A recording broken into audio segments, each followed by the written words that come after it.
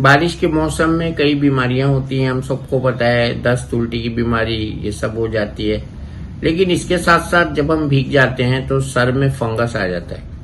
Fungus हवा में होता है, फंगस सर पे भी होता है, स्किन में भी होता है, लेकिन पानी जो है वो फंगस की ग्रोथ में मदद करता है। इसीलिए जब किसी को फंगल इन्फेक्शन होता है तो हम कहते हैं उस भाग को ड्राई रखिए।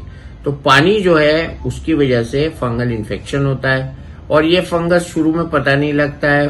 फंगस में ऐसा होता है जैसे कि खुश्की झड़ रही है, लोग डैंड्रफ समझ लेते हैं। कुछ लोगों के कानों के ऊपर ये जम जाता है, कुछ लोगों की आंखों के ऊपर आ जाता है, कुछ लोगों के अगर दाढ़ी होती है तो उनकी दाढ़ी में चला जाता है, उसको टीनिया बार्बी कहते हैं।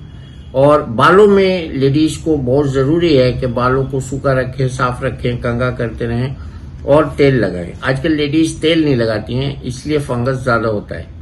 तो फंगस जो है ये क्या है? ये वही है जो नीली चीज डबल रोटी पे जम जाती है जब हम डबल रोटी को फेंक देते हैं कि इसमें फंगस लग गया।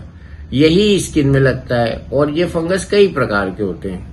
इसको आम भाषा में ईस्ट भी कहते हैं। तो ये फंगस जब होता है तो इसमें कोई सिम्टम्स नहीं होते, कोई पस नहीं पड़ता, ड्राइनेस हो जाती है, सफेद सफेद भूसी सी जलती है।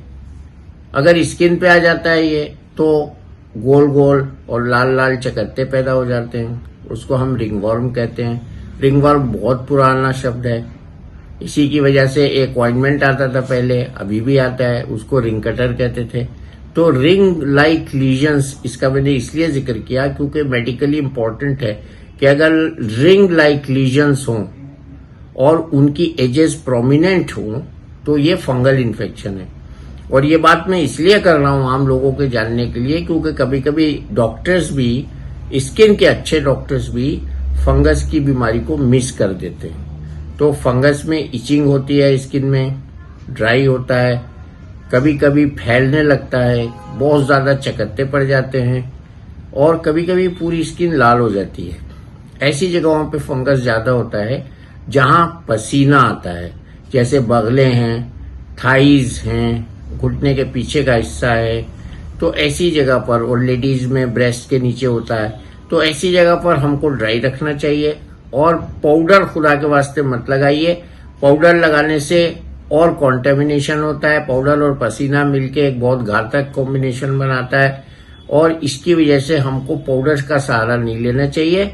हाँ, पैरों वगैरह में जब टखनों के और नीचे और उंगलियों के बीच में जब फंगस होता है तो उसके लिए खास किस्म का एक पाउडर आता है जिसको हम एंटी फंगल पाउडर कहते हैं, उसका इस्तेमाल कर सकते हैं।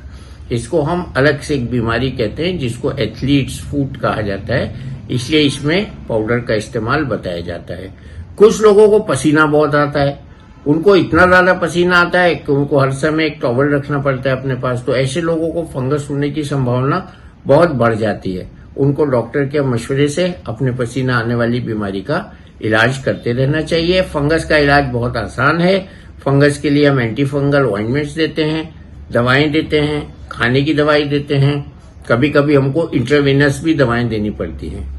फेफड़ों में फंगस जब जाता है तो ये बहुत परेशान करता है। और आजकल पिजन जहां होते हैं, जहां कबूतर होते हैं, उनकी ड्रॉपिंग्स जो होती हैं उससे बहुत ज्यादा फंगस उड़ता है हवा में और वो हर सीजन में, बरसात के अलावा भी, फंगल इन्फेक्शन लंग्स में कॉज करता है। इसलिए अगर आपको अनएक्सप्लेन्ड खांसी आए, कोई बीमारी ना हो, बलगम भी ना आ रहा हो, बहुत लंबी हो जाए खांसी, तो प्लीज अपना फंगस का टेस्ट करा लें और उसका इलाज करा लें। हमारे चैनल आई ऑफ ट्रुथ को सब्सक्राइब कीजिए YouTube पर, इसे फॉलो कीजिए Facebook पर, Instagram पर, Twitter पर और कू पर। हमारे चैनल के बारे में फीडबैक देने के लिए हमें मेल कीजिए ioftruth.6@gmail.com पर।